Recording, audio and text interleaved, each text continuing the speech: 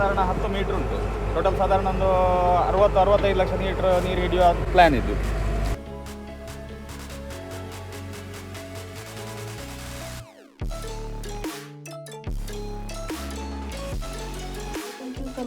Farms.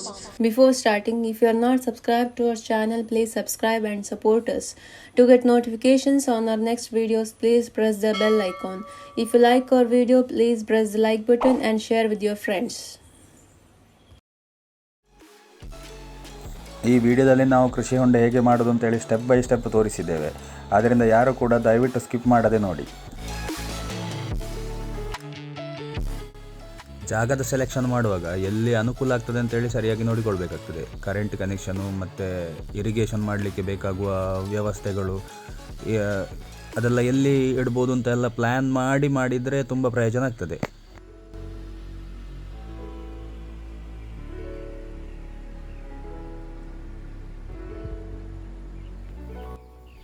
Place selection ಮಾಡುವಾಗ ನಮ್ಮ ಟ್ಯಾಂಕಿದ್ದು capacity ಎಷ್ಟು ಅಂತೇಳಿ ಎಲ್ಲ ನಾವೆಲ್ಲ ಕ್ಯಾಲ್ಕುಲೇಷನ್ ಮಾಡಿದ ಮೇಲೆ ಪ್ಲೇಸ್ ಸೆಲೆಕ್ಟ್ ಮಾಡಬೇಕು.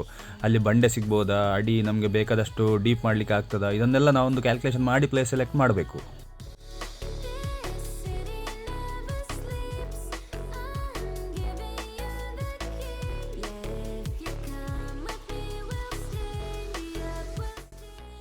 ಅರ್ತ್ ವರ್ಕ್ ಮಾಡಲಿಕ್ಕೆ ಮೆಷಿನ್ ಹೇಳೋದಕ್ಕಿಂತ ಮೊದಲು ನಾವು ಜಾಗ ಎಲ್ಲ ಗುರುತು ಮಾಡಿ ಇಡಬೇಕು. ಎಷ್ಟು ಉದ್ದ ಅಗಲ ಬೇಕು ಅಂತೇಳಿ ಜಾಗವನ್ನು ಮೆಜರ್ ಮಾಡಿ ಅದನ್ನು ಮಾರ್ಕ್ ಮಾಡಿ ಇಡಬೇಕು.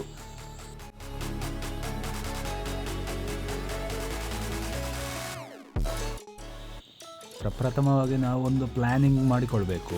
ಪ್ಲ್ಯಾನಿಂಗ್ ಹೇಗೆ ಅಂತೇಳಿದರೆ, ನಾವು ಯಾವ ಬೆಳೆ ಬೆಳೀತೇವೆ, ಆ ಬೆಳೆಗೆ ನೀರಿನ ಅವಶ್ಯಕತೆ ಎಷ್ಟಿದೆ, ಎಷ್ಟು ಸಮಯಕ್ಕೆ ನೀರು ಬೇಕಾಗ್ತದೆ, ಇದನ್ನೆಲ್ಲವನ್ನು ನಾವು ಗಣನೆಗೆ ತೆಗೆದುಕೊಂಡು ಒಂದು ಪ್ಲ್ಯಾನಿಂಗ್ ಮಾಡಬೇಕಾಗ್ತದೆ.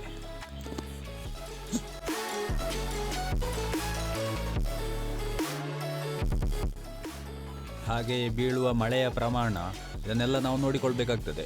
ಕರಾವಳಿಯಲ್ಲಿ ಜಾಸ್ತಿ ಮಳೆ ಬೀಳ್ತದೆ.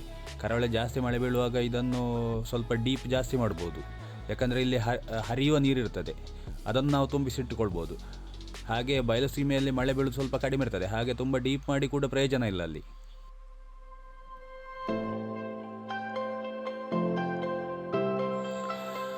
ಅರ್ತ್ ವರ್ಕ್ ಮಾಡಲಿಕ್ಕೆ ನಾವು ಯಾವಾಗಲೂ ವಿಟ್ಲದ ಶ್ರೀ ಮಹಾಗಣಪತಿ earthmovers ಅವ್ರ ಹತ್ರ ಹೇಳೋದು, ಯಶವಂತ್ ಅವ್ರ ಹತ್ರ. ಅವರು ಒಳ್ಳೆ ಮೆಷಿನ್ ಮತ್ತು ಒಳ್ಳೆ ಆಪ್ರೇಟ್ರು ಇದ್ದಾರೆ ಅವರ ಹತ್ರ. ಅವರು ಚೆನ್ನಾಗಿ ಮಾಡಿ ಕೊಟ್ಟಿದ್ದಾರೆ ನಮಗೆ. ಇದಕ್ಕಿಂತ ಮೊದಲು ಕೂಡ ಲಾಸ್ಟ್ ಪಾಂಡಲ್ಲಿ ಅವರೇ ಮಾಡಿಕೊಟ್ಟದ್ದು. ಈಗ ಇನ್ನೊಂದು ಪಾಂಡನ್ನು ಈಗ ಅವರೇ ಮಾಡ್ತಾ ಇದ್ದಾರೆ.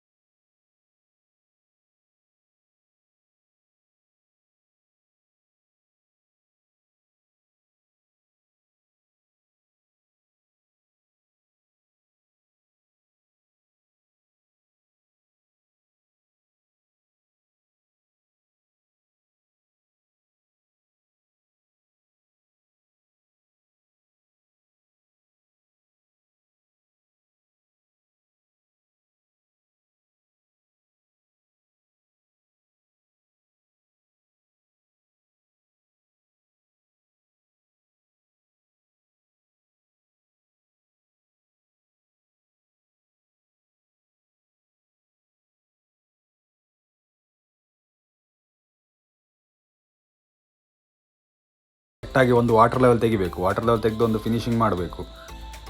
ಪಾಂಡ್ ಲೈನರ್ ಇನ್ಸ್ಟಾಲೇಷನಿಗೆ ಟೆಕ್ನಿಷಿಯನ್ ಬರೋದಕ್ಕಿಂತ ಮೊದಲು ನಾವು ಈ ಥರ ಮಣ್ಣಿನ ಚೀಲಗಳನ್ನು ತುಂಬಿಸಿಡಬೇಕಾಗ್ತದೆ.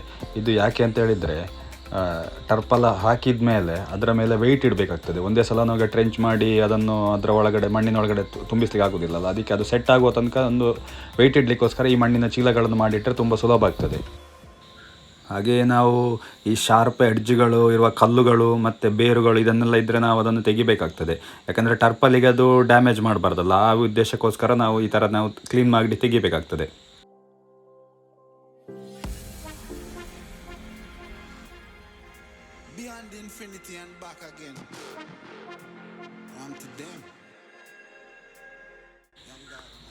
ಪಾಂಡ್ ಲೈನರ್ನ ಒಂದೊಂದು ಬಂಡ್ಲು ಕೂಡ ಸಾಧಾರಣ 2.5 ಕ್ವಿಂಟಲ್ ಅಂದಾಜು ಇರ್ತದೆ.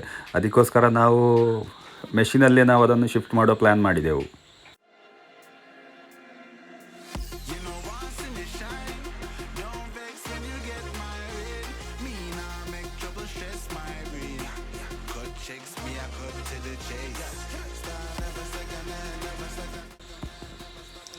ನೋಡಿ, ನಾವಿಲ್ಲಿ ಯೂಸ್ ಮಾಡಿರೋದು ಕಿಂಗ್ಸ್ಟೋನ್ ಕಂಪೆನಿಯ 500 ಮೈಕ್ರಾನ್ಸಿನ ಪಾಂಡ್ ಲೈನರು. ನಮಗೆ ಪಾಂಡ್ ಲೈನರ್ ಸಪ್ಲೈ ಮಾಡಿದವರು ಮೊಳೆಯಾರ್ ಮಾರ್ಕೆಟಿಂಗ್ನವರು. ಅವರು ಲಾಸ್ಟ್ ಪಾಂಡಿಗೆ ಕೂಡ ಅವರೇ ಸಪ್ಲೈ ಮಾಡಿದ್ದು. ಈ ಪಾಂಡಿಗೆ ಕೂಡ ಅವ್ರ ಹತ್ರ ನಾವು ತರಿಸ್ಕೊಂಡಿದ್ದೇವೆ. ಅವರ ಕಾಂಟ್ಯಾಕ್ಟ್ ನಂಬರ್ ಕೆಳಗಡೆ ಡಿಸ್ಕ್ರಿಪ್ಷನಲ್ಲಿ ಹಾಕ್ತೇವೆ. ನೀವು ಬೇಕಾದರೆ ಅವರನ್ನು ಕಾಂಟ್ಯಾಕ್ಟ್ ಮಾಡಿಕೊಳ್ಬೋದು. ನೋಡಿ ಅವರ ಟೆಕ್ನಿಷಿಯನ್ನ ಗೈಡೆನ್ಸ್ ಪ್ರಕಾರ ಅದನ್ನು ಸ್ಪ್ರೆಡ್ ಮಾಡೋದು ಅದನ್ನೆಲ್ಲ ನಾವು ಮಾಡ್ತಾ ಇದ್ದೇವೆ.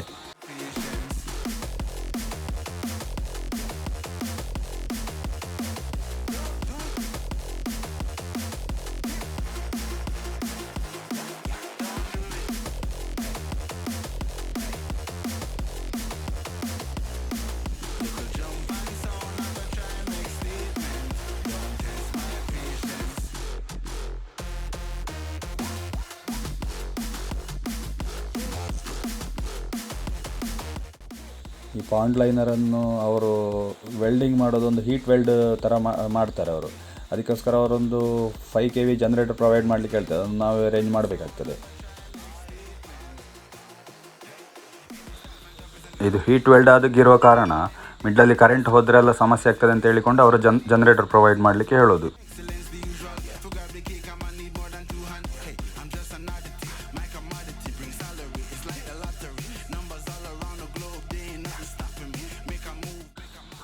ಈಗ ಬೇಕಾದಾಗೆ ಪಾಂಡ್ ಲೈನರನ್ನು ಸ್ಪ್ರೆಡ್ಡಿಂಗ್ ಎಲ್ಲ ಮಾಡಿದ ಮೇಲೆ ಅವರು ಅದಕ್ಕೆ ಹೇಗೆ ಬೇಕೋ ಹಾಗೆ ಓವರ್ಲ್ಯಾಪ್ ಮಾಡಿ ಸ್ಪ್ರೆಡ್ ಮಾಡಿ ಇಟ್ಕೊಂಡು ಮತ್ತೆ ಅದನ್ನು ಹೀಟ್ ವೆಲ್ಡಿಂಗ್ ಸ್ಟಾರ್ಟ್ ಮಾಡ್ಕೊಳ್ತಾರೆ. ಆಮೇಲೆ ಅದನ್ನು ಹೇಗೆ ಬೇಕೋ ಒಳಗೆ ಗಾಳಿ ತುಂಬಿಸಿ ಗಾಳಿ ಕೊಟ್ಟುಕೊಂಡು ಸೈಡಿಂದ ಅದನ್ನು ಮೇಲೆ ಎಳೆದು ಸೆಟ್ ಮಾಡ್ತಾರೆ.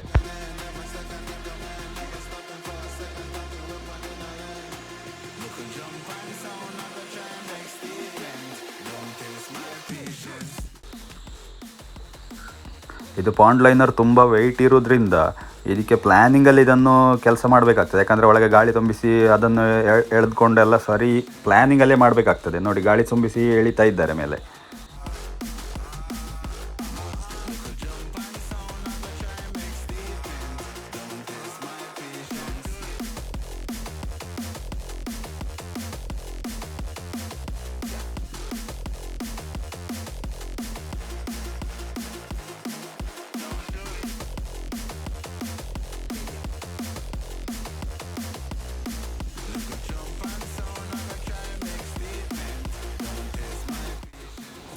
ನೋಡಿ, ಕಾರ್ನರ್ ಸೆಟ್ಟಿಂಗು ಕ್ಲೀನಾಗಿ ಮಾಡಬೇಕಾಗ್ತದೆ. ಯಾಕಂದರೆ ಒಂದು ಸಲ ಸೆಟ್ ಮಾಡಿದ್ರ ಮೇಲೆ ಅದು ಪರ್ಮನೆಂಟ್ ಆಯಿತು. ಹಾಗಾದ ಕಾರಣ ಕಾರ್ನರೆಲ್ಲ ಕ್ಲೀನಾಗಿ ಸೆಟ್ ಮಾಡಬೇಕಾಗ್ತದೆ.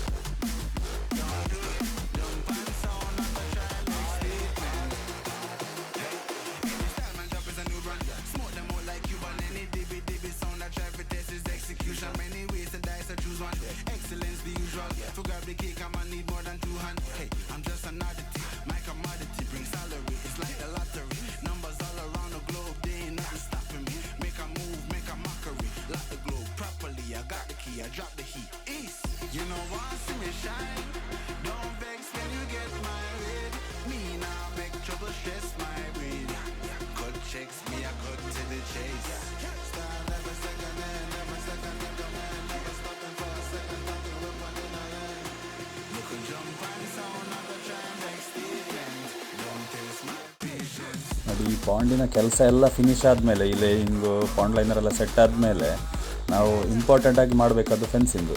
ಒಂದು ನಮ್ಮ ಸೇಫ್ಟಿಗೆ ಕೂಡ ನಾವು ಮಾಡಬೇಕಾಗ್ತದೆ, ಇನ್ನೊಂದೇನೆಂದರೆ ಪಾಂಡಿನ ಸೇಫ್ಟಿ ಕೂಡ ನೋಡಬೇಕಾಗ್ತದೆ. ಎರಡು ಕೂಡ ಸೇಫ್ಟಿ ಪರ್ಪಸ್ಗೋಸ್ಕರ ನಾವು ಫೆನ್ಸಿಂಗ್ ಅಂತೂ ಮಾಡಲೇಬೇಕು.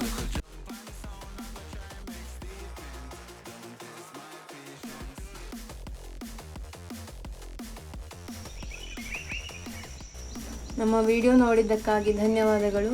ಇದೇ ರೀತಿ ನಮಗೆ ಪ್ರೋತ್ಸಾಹ ಕೊಡ್ತಾ ಇರಿ. ನಮ್ಮ ವಿಡಿಯೋಸ್ ನಿಮಗೆ ಇಷ್ಟ ಆದರೆ ಪ್ಲೀಸ್ ಲೈಕ್ ಮಾಡಿ, ಶೇರ್ ಮಾಡಿ ಮತ್ತು ನಮ್ಮ ಚಾನೆಲ್ಗೆ ಸಬ್ಸ್ಕ್ರೈಬ್ ಮಾಡಿ. Until then stay tune, bye bye, thanks for watching.